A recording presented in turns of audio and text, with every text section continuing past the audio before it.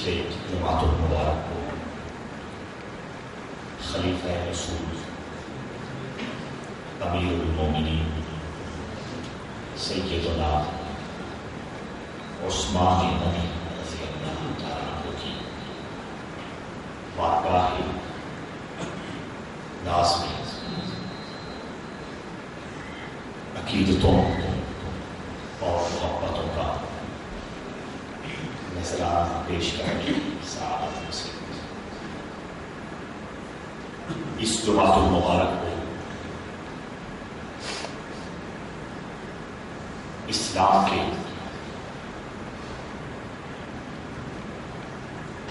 عظیم جرنیل امیر المومنین خلیفہ رسول سیدنا فاروق اعظم رضی اللہ تعالیٰ عنہ کا بابرکت اور باوقار ذکر شروع کیا جا رہا ہے، اس لیے کہ اسی مہینہ کی 26 تاریخ کو یعنی ذوالحج کی 26 تاریخ کو سیدنا فاروق اعظم رضی اللہ تعالیٰ عنہ پر قاتلانہ حملہ ہوا، آپ زخمی ہوئے اور اسی تکلیف اور اسی مرض میں محرم کی پہلی تاریخ کو آپ شہید ہوئے۔ گویا 26 ذوالحج سے لے کر محرم کی پہلی تاریخ تک یہ سارے دن فاروق اعظم کے دن ہیں۔ اس نسبت سے آج بھی اور اگلے جمعۃ المبارک کو بھی انشاءاللہ سیدنا فاروق اعظم رضی اللہ تعالیٰ عنہ کی عظمتوں اور رفعتوں کو سلام پیش کرنے کی سعادت حاصل کی جائے گی۔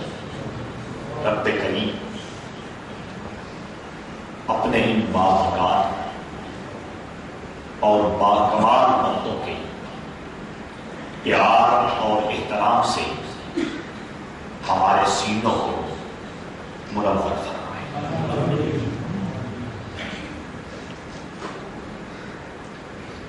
ہر وہ ہستی، ہر وہ شخصیت، ہر وہ ذات جس سے اللہ اور اس کے رسول کے لیے پیار ہوتا ہے، اللہ اور اس کے رسول کے لیے جس کا احترام ہوتا ہے، یہ پیار اور یہ احترام ایمان کی علامت اور نشانی ہوا کرتا ہے۔ پچھلے جمعۃ المبارک کو یہی بات عرض کی تھی کہ اللہ کا کوئی ولی ہو، میرے رسول کا کوئی صحابی ہو، اللہ کے حبیب کی آل اولاد ہو، ان تمام ہستیوں کے ساتھ ایماندار شخص جب پیار کرتا ہے اور ان کا احترام کرتا ہے، وہ حقیقت میں اللہ سے پیار کر رہا ہوگا، کیونکہ ان ہستیوں میں، ان شخصیات میں اللہ کا نور چمک رہا ہوتا ہے، تو ان سے پیار اور ان کا احترام گناہ نہیں ہے، نیا کام نہیں ہے، شرک نہیں ہے، بلکہ ان کا پیار اور ان کا وقار جس مسلمان کے سینے میں چمک رہا ہوتا ہے، وہ در حقیقت اپنے خدا سے محبت اور اپنے خدا کے احترام کا دعویٰ کر رہا ہوتا ہے۔ سبحان اللہ۔ سیدنا فاروق اعظم رضی اللہ سیرت پاک کئی حوالوں سے ایک عجیب چمک رکھتی ہے۔ سیدنا فاروق اعظم رضی اللہ تعالیٰ عنہ بحیثیت صحابی کتنے بلند مقام کے مالک ہیں۔ سیدنا فاروق اعظم تقویٰ اور پرہیزگاری کے اعتبار سے کتنے اونچے منصب پہ بیٹھے ہیں۔ سیدنا فاروق اعظم رضی اللہ تعالیٰ عنہ رسول اللہ کی آل کے ساتھ پیار اور احترام کے حوالے سے کتنا عظیم مقام رکھتے ہیں، اور سیدنا فاروق اعظم بحیثیت حکمران اور بحیثیت لیڈر اور بحیثیت بادشاہ وقت کتنی عظمتوں اور کتنی رفعتوں کو اپنے دامن میں چھپا کے بیٹھے ہیں۔ اور سب سے بڑھ کر سیدنا فاروق اعظم اپنے من میں رسول اللہ کے پیار کا نور کتنا سمیٹ کے بیٹھے ہیں۔ تو ان تمام جہتوں سے، ان تمام پہلوؤں سے اور زندگی کے ان تمام گوشوں سے سیدنا فاروق اعظم کو جب دیکھا جاتا ہے تو یوں لگتا ہے کہ وہ ایک ہیرا ہے، اور ہیرے کی چمک ہر طرف سے دیکھنے والے کی آنکھوں کو روشن کر رہی ہے۔ وہ شخص اگر اصلی سچا سچا ہیرا ہاتھ میں پکڑے تو جس طرف سے ہیرا کو دیکھتا ہے اس میں چمک نظر آتی ہے۔ تو سیدنا فاروق اعظم رضی اللہ تعالیٰ ذات پاک بھی اس اعتبار سے عظیم ذات ہے کہ جس طرف سے ان کی شخصیت کو دیکھا جائے، جس طرف سے ان کی حیثیت کو دیکھا جائے، اور جس طرف سے ان کی ہستی کو دیکھا جائے، اس میں چمک ہی چمک نظر آتی ہے۔ آج کی گفتگو میں صرف اتنا عرض کرنا ہے کہ سیدنا فاروق اعظم رضی اللہ تعالیٰ عنہ حضور کے تمام صحابہ میں سے اس لحاظ سے الگ مقام رکھتے ہیں، حضور کی تمام جماعت میں سے اس اعتبار سے ایک منفرد حیثیت کے مالک ہیں۔ حضور کے سارے صحابہ میں سے سیدنا فاروق اعظم اس اعتبار سے ایک مثالی شخصیت ہے کہ باقی سارے صحابہ میرے رسول کے مرید ہیں، اور فاروق اعظم میرے رسول کی مراد ہے۔ یہ کوئی معمولی فرق نہیں ہے، یہ کوئی چھوٹا موٹا فرق نہیں ہے۔ مرید وہ ہوتا ہے جو اپنے محبوب کی رضا ڈھونڈ رہا ہو، مرید وہ ہوتا ہے جو اپنے محبوب کے اشاروں کا منتظر کھڑا ہو، مرید وہ ہوتا ہے جو اپنے مرشد، اپنے پیشوا اور اپنے محبوب کی خواہشات کا انتظار کر رہا ہوتا ہے، اور اپنے محبوب کے ابروؤں کے اشاروں پر قربان ہونے کے لیے تیار کھڑا ہوتا ہے۔ اور مراد وہ ہوتا ہے جس کی عظمت، جس کی شان اور جس کے بلند مقام کا اعلان محبوب کر رہا ہو۔ خود سرکار دو عالم صلی اللہ تعالی علیہ وسلم کی ذات پاک بھی اس حوالے سے کتنی منفرد ہے، کتنی ممتاز ہے، کتنی نرالی ہے اور کتنی منفرد ہے کہ ساری کائنات اپنے مالک کی رضا تلاش کرتی ہے، اور مصطفیٰ کی ذات وہ ذات ہے جن کی رضا خالق کائنات خود تلاش فرماتی ہے۔ جیسا کہ حدیث قدسی ہے، کلہم یطلبون رضائی وانا رضاک یا محمد، ساری کائنات میری رضا تلاش کرتی ہے، اور اے محبوب مکرم صلی اللہ تعالی علیہ وسلم میں آپ کی رضا ڈھونڈتا ہوں۔ اور اس میں قرآن کی آیتیں بھی موجود ہیں۔ اللہ رب العزت فرماتا ہے وَلَسَوْفَ يُعْطِيكَ رَبُّكَ فَتَرْضَىٰ، روز قیامت میں دینا شروع کروں گا، میں عطا کا دروازہ کھولوں گا، میں رحمت، کرم اور بخشش کے دسترخوان بچھا دوں گا، پوری کائنات رحمت اور بخشش اور میری عطا سے اپنے برتن جب تک اے محبوب تو راضی نہیں ہو۔ سمجھ لیا آئی کہ مراد وہ ہوتا ہے جس کی رضا محبوب ڈھونڈ رہا ہو، مراد وہ ہوتا ہے جس کی خواہش کا احترام محبوب کر رہا ہو، مراد وہ ہوتا ہے جس کی عزتوں، جس کی رفعتوں اور جس کی شانوں کا جھنڈا خود محبوب بلند کر رہا ہو۔ تو حضرات عظیم مقام پوری صحابہ کی جماعت میں سیدنا فاروق اعظم رضی اللہ تعالیٰ عنہ کی ذات اس اعتبار سے ایک نویکرا مقام رکھتی ہے، ایک منفرد حیثیت رکھتی ہے اور ایک اعلیٰ مقام رکھتی ہے کہ سارے صحابہ میرے محبوب کی رضا تلاش کرتے ہیں، اور فاروق اعظم وہ واحد ہستی ہے جس کی رضا کو رب کریم بھی سند عطا فرماتا ہے۔ آہستہ آہستہ وہ چند آیتیں میں دوستوں کی خدمت میں عرض کروں گا کہ کیسے سیدنا فاروق اعظم رضی اللہ تعالیٰ عنہ کی رضا اور ان کی خوشی کا احترام میرے مصطفیٰ نے بھی کیا اور خالق کائنات نے بھی کیا۔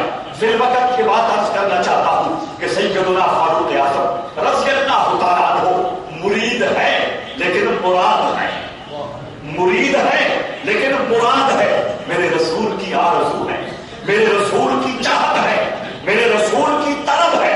سرکار دو عالم صلی اللہ تعالیٰ علیہ وسلم نے اللہ کی بارگاہ میں عرض کیا تھا، اے اللہ اسلام کی عزت چاہتا ہوں، اسلام کو بلندیوں میں دیکھنا چاہتا ہوں، اسلام کو باوقار ماحول میں پنپنا دیکھنا چاہتا ہوں، اسلام کی عزت و شان کے جھنڈے بلند ہونا دیکھنا چاہتا ہوں، اور اے اللہ میری آرزو یہ ہے کہ یہ اسلام کی عزتیں، یہ اسلام کی عظمتیں اور یہ اسلام کی رفعتوں کے ڈنکے تب بچ سکتے ہیں کہ دو لوگوں میں سے ایک آدمی اسلام کے دامن میں آ جائے، اسلام کے جھنڈے کی پناہ میں آ جائے۔ اگر ان دو میں سے ایک شخص اسلام کے دامن میں آ جاتا ہے اور اسلام کے جھنڈے تلے آ کے کھڑا ہو جاتا ہے تو مجھے یقین ہے کہ دین اسلام بلندیوں پہ چلا جائے گا اور دین اسلام کا جھنڈا آسمانوں سے بلند ہوتا نظر آئے گا۔ حضرت عظیم ہم تو ماننے والے ہیں، ہم تو پیار کرنے والے ہیں، ہم تو عقیدت اور احترام کی چودھری سے اپنے سینوں کو روشن کرنے والے ہیں، ہم تو فاروق اعظم کا نام لے لے کر اپنے ایمان کو تازگی بخشنے والے ہیں، ہم تو سیدنا فاروق اعظم کی عظمتوں کا بیان کر کر کے اپنے گناہوں کو معاف کرانے والے ہیں۔ دشمن بھی یہ لکھ کر لکھنے پہ مجبور ہو گیا ہے کہ فاروق اعظم کو رب کریم اگر 10 سال اور مہلت دے دیتا، سیدنا فاروق اعظم 10 سال مزید اگر مدینہ پہ حکومت کر جاتے تو پوری کائنات میں اسلام کے علاوہ کسی کو کوئی اور جھنڈا لہراتا ہوا۔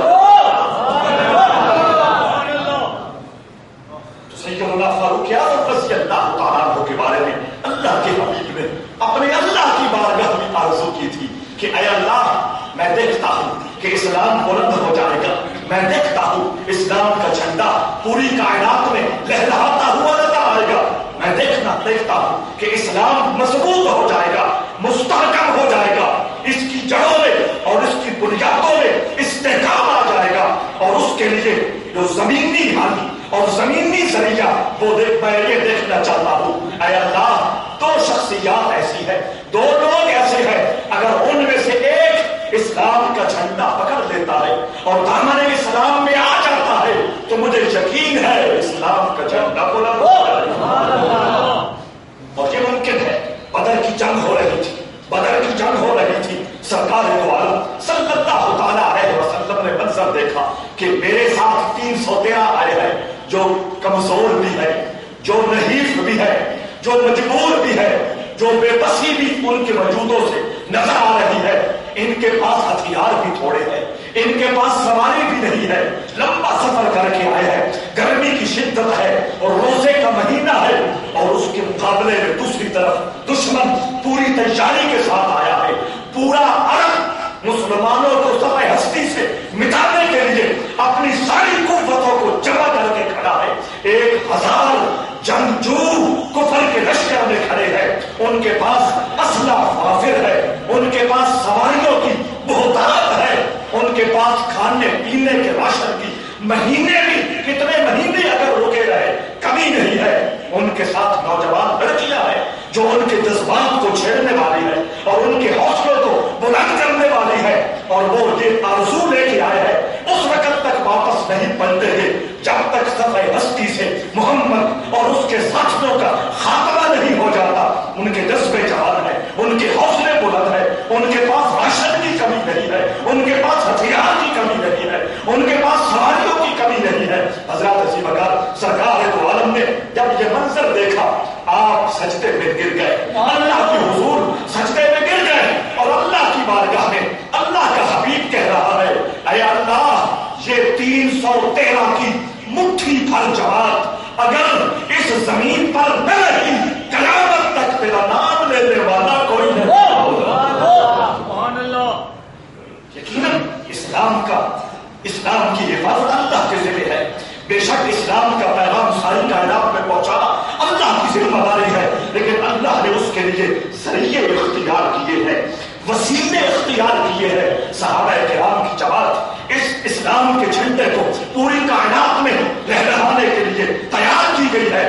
اس ویو میں اور اس نقطہ نظر سے سرکار دو عالم نے اللہ کی بارگاہ میں عرض کی تھی مولا اسلام کا جھنڈا بلند ہوگا, اسلام کا قلعہ مضبوط ہوگا, اسلام کی بنیادیں مستحکم ہو جائے گی اور اسلام کا پیغام گلی گلی قریہ قریہ نگر نگر پہنچ جائے گا اگر 2 بندوں میں سے ایک بندہ میرے دامن میں آ جائے, میرے کیمپ میں شامل ہو جائے, میری جماعت کا ممبر بن جائے. اللہ کی بارگاہ میں عرض کیا تھا, اللہ کے حبیب نے عرض کیا تھا, یہ بات میں بار بار دہرا کے کہہ رہا ہوں, آپ نے اس کو سمجھنے کی کوشش کر لی ہے. مانگ کون رہا ہے؟ اللہ کا حبیب مانگ رہا ہے.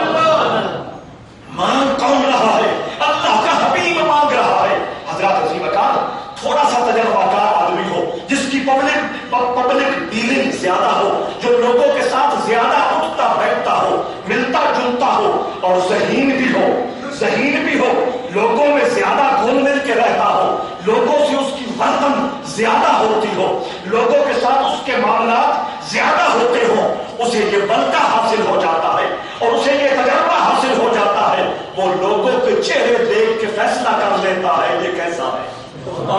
اسے فیس ریڈنگ کہتے ہیں, چہرہ پڑھنا, قیافہ شناسی. حضرات عظیم اکرام ذہین آدمی ہو اور لوگوں میں زیادہ رہتا ہو, لوگوں کے ساتھ اس کے معاملات زیادہ چلتے رہتے ہو, وہ چہرہ پڑھ کے فیصلہ کر لیتا ہے کہ یہ بندہ میرے کام کا ہے یا نہیں, اس بندے سے میرے مشن کو فائدہ مل سکتا ہے یا نہیں, یہ بندہ میرے دست و بازو بن سکتا ہے تو نہیں. اگر آپ ایک عامی انسان لوگوں میں رہ کر اپنی ذہانت کو استعمال کرتے ہوئے انسانوں کے بارے میں فیصلہ کرنے کی پوزیشن رکھ سکتا ہے تو اللہ کے حبیب اللہ فرماتا ہے وَلَتَعْرِفَنَّهُمْ بِسِيمَاهُمْ وَلَتَعْرِفَنَّهُمْ فِي لَحْنِ الْقَوْلِ. اے حبیب مکرم صلی اللہ تعالیٰ علیہ وسلم, آپ کو جو ذہانت عطا کی گئی وہ تو عطا کی گئی, آپ کو جو عقل عطا کیا گیا وہ تو عطا کیا گیا, جو آپ کو بصیرت عطا کی گئی وہ تو بس عطا کی گئی, آپ کو جو دانش عطا کی گئی وہ تو عطا کی گئی, آپ کو اضافی یہ عزت بھی ملی ہے, آپ لوگوں کے ماتھوں کو پڑھ لیتے ہیں اور لوگوں کی باتیں سن کے فیصلہ کر لیتے ہو کہ یہ میرا ہے یا نہیں ہے, اس کا میرے ساتھ رابطہ کتنا ہے, اس کا میرے ساتھ رشتہ کتنا ہے, اس کا میرے ساتھ تعلق کتنا ہے, اس کے دل کی گہرائیوں میں محبت رسول کے نور چمکتے ہیں یا نہیں, اس کے من میں رسول اللہ کے مشن اور رسول اللہ کے دین کے حوالے سے پیار اور احساس ہے یا نہیں. تو دوستو ذرا اس حوالے سے سوچئے تو صحیح, اللہ کا حبیب چن رہا ہے, اللہ کا حبیب چن رہا ہے کہ اے اللہ 2 بندوں میں سے کوئی ایک بندہ اگر میرے ساتھ لگ جاتا ہے اور میری جماعت میں آ جاتا ہے اور میرے جھنڈے تلے کھڑے ہو جاتا ہے اور میرے مشن میں میرا دست و بازو بن جاتا ہے تو مجھے یقین ہے تیرا دین مضبوط ہو جائے گا, اسلام کا قلعہ مضبوط ہو جائے گا. عرض کی اے اللہ 2 بندے, دونوں کا نام لے کے اللہ کی بارگاہ میں عرض کیا تھا اے اللہ ایک بندہ جس کا نام عمر بن حشام ہے یا وہ والی جماعت میں آ جائے، یا عمر بن خطاب آ جائے، یا عمر بن حشام آ جائے، یا عمر بن خطاب آ جائے۔ عمر بن حشام کا دوسرا نام ابو جہل ہے، ابو جہل ہے۔ میں اس کے فضائل سنانے کی پوزیشن میں نہیں ہوں، نہ وقت ہے، ورنہ بحیثیت انسان اور بحیثیت ذہین انسان اور بحیثیت معاشرے کا ایک مضبوط آدمی، اس کی اپنا ایک سٹیٹس ہے، اس کی اپنی ایک تعریف ہے۔ اس کو رب کریم نے جو صلاحیت عطا فرمائی تھی، جو ذہانت عطا فرمائی تھی، جو قوت فیصلہ عطا فرمایا تھا، تاریخ اس پہ سینکڑوں موتی کائنات کے حوالے کر چکی ہے، لیکن میں نے اس طرف نہیں جانا۔ میں قیاس کر رہا ہوں، میرے رسول کی نگاہیں تک رہی ہیں کہ اس عرب کے ماحول میں اور اس عرب کے معاشرے میں یہ دو افراد ایسے ہیں، اگر یہ میرے ساتھ لگتے ہیں، ان کا تجربہ میرے کام آ سکتا ہے، ان کی دانش دانائی میرے کام آ سکتی ہے، ان کی بصیرت بصارت میرے کام آ سکتی ہے، ان کا حوصلہ اور ان کی ول پاور میرے کام آ سکتی ہے۔ اے اللہ، ان دونوں میں سے کوئی ایک میرے حوالے فرما دے، ان دونوں میں سے کسی ایک کے ذریعے دین کو عزت عطا فرما، دین کو سربلندی عطا فرما۔ اب دوستو، آپ نے دیکھنا ہے اور سمجھنے کی کوشش کرنی ہے، چن کون رہا ہے؟ اللہ کا رسول۔ چن کون رہا ہے؟ اللہ کا۔ انتخاب کون کر رہا ہے؟ اللہ کا رسول انتخاب کر رہا ہے۔ سنیے، اب حضور نے دو آپشن دے دیے، دو لوگوں کے بارے میں بتا دیا کہ یہ بھی میرے کام آ سکتا ہے، یہ بھی میرے کام آ سکتا ہے۔ توجہ چاہتا ہوں، رب کریم نے ان دونوں میں سے اگر چاہتا تو دونوں کو میرے حضور کی غلامی میں بھیج سکتا تھا، نہیں، رسول اللہ صلی اللہ تعالی علیہ وسلم نے آپشن پیش کیا تھا، یا یہ یا وہ، ان میں سے ایک میرے حوالے ہو جائے، دین کا دست و بازو بن جائے۔ اب حضور چن رہے ہیں اور چن کر نام پیش کر رہے ہیں، فیصلہ خدا کرنے والا ہے۔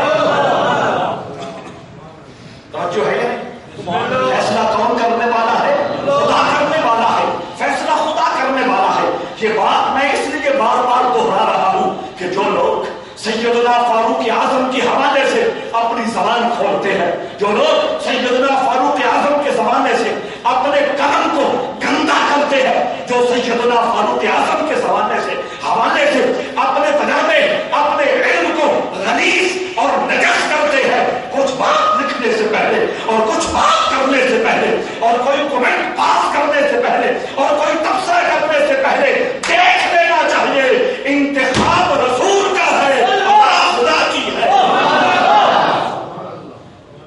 انتخاب رسول کا ہے، عطا خدا کی۔ کیا رسول کے بارے میں تم شکی ہو سکتے ہو؟ رسول کے بارے میں تم وسوسوں میں مبتلا ہو سکتے ہو؟ رسول کے بارے میں تم ڈبل مائنڈڈ ہو سکتے ہو کہ شاید اس سے غلطی لگ گئی ہو، شاید اس کے تجربے میں فرق آ گیا ہو، شاید اس کا علم، اس کا دانش، اس کی بصیرت پیچھے رہ گئی ہو۔ اللہ کے بارے اللہ کے بارے میں کوئی ایماندار شخص، کوئی اسلام اور کوئی کلمہ پڑھنے والا یہ سوچ سکتا ہے کہ اللہ کو غلطی لگ سکتی ہے، اللہ کو معاذ اللہ فرق لگ سکتا ہے۔ اللہ کے رسول نے کہا، مولا ان دو میں سے مجھے ایک چاہیے۔ رب کریم نے قرآن عمر بن خطاب کے نام نکال دیا۔ پورا سمجھ آؤں گی نا؟ آپ کو بیٹیاں نکلتی تو پرچی پہنتے ہو نا، ایک پرچی چاہیے اور قرآن نکالا۔ اللہ کے حبیب نے قرآن ڈالا، دو پرچیاں ڈالی، عمر بن حشام یا عمر بن خطاب، پرچی اٹھانے والا، پرچی اٹھانے والا خالق کائنات ہے۔ رب کریم نے سیدنا فاروق اعظم رضی اللہ تعالی عنہ کا انتخاب کر لیا، میرے رسول کے حوالے کر دیا، میرے رسول کے دامن سے انہیں وابستگی عطا فرمائی، وابستگی پیوستگی میں بدلی اور پیوستگی مراد رسول کے مقام پہ پہنچی۔ سیدنا فاروق اعظم رضی اللہ تعالیٰ عنہ، وہ لمحہ پہلے بھی بیان ہوا ہے لیکن تھوڑا سا اس میں اضافہ کر کے عرض کرنا چاہتا ہوں۔ ایک دن بیٹھے سوچ رہے ہیں کہ محمد نے مکہ میں کیا کر دیا۔ محمد نے مکہ میں نئے دین کی بات کر کے گھر گھر میں آگ لگا دی۔ بیٹا مومن ہے، باپ کافر ہے، باپ مومن ہے، بیٹا کافر ہے، ایک بھائی مومن ہے، دوسرا بھائی کافر ہے، رشتوں میں دراریں پڑ گئی، رابطوں میں دراریں پڑ گئی، تعلقات میں دراریں پڑ گئی، چونکہ مذہب مختلف ہے، مذہب مختلف ہے، اور جب مذہب مختلف ہو تو پھر آدمی پکوڑوں پہ ملتا کڑیندے تک گلاب جامنوں پہ راضی نہیں ہوتا. جب نظریے کا فرق آتا ہے اور وہ لمحہ یاد ہوگا. میں نے تقریباً 1.5 سال پہلے ایک موقع پہ عرض کیا تھا جناب ابو طالب کو قریش مکہ نے گھیر لیا کہ ابو طالب بھتیجے کو قابو کر، بھتیجے کو قابو کر. اور انہوں نے جناب ابو طالب کو پیشکش کی تھی کہ بھتیجے سے کہو اگر کسی عورت سے جو عرب کی سب سے زیادہ خوبصورت ہو اس سے نکاح کرنا چاہتا ہے اس کا ارینج اور اس کا انتظام ہم کرتے ہیں. اگر پورے عرب کی دولت کا مالک بننا چاہتا ہے سارا بیلنس محمد کے حوالے کرتے ہیں. اگر حکمرانی چاہتا ہے اسے حکمران بناتے ہیں. یہ مذہب کی بات چھوڑ دے. اس وقت یہ جذبات نہیں تھے کہ یہ مولویوں کے رولے ہیں، یہ پیروں کے رولے ہیں. اس وقت اللہ اور اس کے رسول کی عظمت کی بات تھی. توجہ چاہتا ہوں. ابو طالب جھجکتے سرکار دو عالم کی خدمت میں حاضر ہوئے. کہنے لگے بھتیجے اب میں گھر گیا ہوں، اب میں برادری کی قابو آ گیا ہوں، اب برادری مجھے بات کرنے نہیں دیتی، لہٰذا آؤ کوئی ڈیل کر لیں، کوئی کمپرومائز کر لیں، ایسا کوئی نتیجہ نکال لیں جس سے سارا کام چلتا رہے. سرکار دو عالم کو نے جب ابو طالب کی زبان سے قریش مکہ کی وہ پیشکش اور وہ آفر سنی، ڈیل والی بات سنی، سرکار دو عالم نے کیا کہا تھا آپ کو یاد ہے؟ دوسری تیسرے کی اسلامیات میں ہمارے بچے پڑھتے آئے ہیں. سرکار دو عالم نے فرمایا تھا وہ تو مکہ کے دولت کی بات کرتے ہیں، وہ تو مکہ کی حکومت کی بات کرتے ہیں، وہ تو ایک عورت کی بات کرتے ہیں. میرا تو سٹیٹس یہ ہے، میرا تو معیار یہ ہے اگر اہل مکہ میرے دائیں ہاتھ میں سورج لا کے رکھ دے، میرے بائیں ہاتھ میں چاند لا کے رکھ دے، پھر بھی جو نعرہ لگایا ہے وہ بلند کرتا توجہ ہے. یہ وہ سٹیٹس تھا، یہ وہ معیار تھا. سیدنا فاروق اعظم رضی اللہ تعالیٰ عنہ گھر میں بیٹھ کے یہی سوچ رہے ہیں کہ محمد کیسا آیا. اس نے گھر گھر آگ لگا دی، اس نے گھر گھر کے امن اور سکون کو انتشار میں بدل دیا ہے. یہ کیسا انقلاب ہے. سرکار دو عالم صلی اللہ تعالیٰ علیہ وسلم کے بارے میں یہ سوچ رہے ہیں. چونکہ جذباتی بھی تھے، جنگجو بھی تھے، ویل پاور بھی بڑی زبردست تھی، ہر حوالے سے بڑی پرفیکٹ شخصیت تھے. سوچا یہ معاملہ تب ہی ختم ہوتا ہے کہ محمد نہ رہے. یہ معاملہ تب ختم ہوتا ہے محمد نہ رہے. یہ چراغ بجھ جائے، یہ باغ اجڑ جائے، یہ پھول مہک سے خالی ہو جائے، یہ سورج بے نور ہو جائے، یہ چاند میں روشنی ہو جائے، تب یہ کام ہو سکتا ہے. تلوار پکڑی اور سرکار دو عالم کو شہید کرنے کے لیے عمر گھر سے نکل پڑے. راستے میں بہنوئی ملا، بہن کے گھر والا بہنوئی ملا. کہاں جا رہے ہو؟ محمد کو قتل کرنے جا رہا ہوں. بہنوئی رسول اللہ کی غلامی میں آ چکا، حضور کا خطاب پڑ چکا تھا، بہن بھی حضور کی غلامی میں آ چکی تھی. بھائی بہنوئی کہنے لگا عمر وہاں جانے سے پہلے اپنے گھر کی خبر دے. بہن کی طرف اشارہ کیا. سیدنا فاروق اعظم اسی جوش میں تلوار لہراتے ہوئے گھر پہنچے. بہن سے پوچھا اللہ کی قدرت. وہاں بہن قرآن کی تلاوت کر رہی ہے، 16واں پارہ سورہ طٰہٰ کی آیات پڑھ رہی ہے. اللہ تذکرۃ لمن یخشیٰ اس آیت پہ پہنچی ہے. فاروق اعظم کے کانوں میں صدا پہنچی، وہ دل میں اتری، پھر جذباتی ہوئے. بہن سے پوچھا، اسے گالیاں نکالی، اسے مارنا شروع کر دیا. پھر غصہ ٹھنڈا ہوا. کیا پڑھ رہی تھی؟ اس نے کہا اللہ وہ پہلے اپنا نور سینے میں کر چکا تھا. قرآن کا جملہ دوبارہ جب سنا پھر وہ جوش آیا اور وہ نور مچلنے لگا. کہنے لگے مجھے محمد کے پاس لے جاؤ.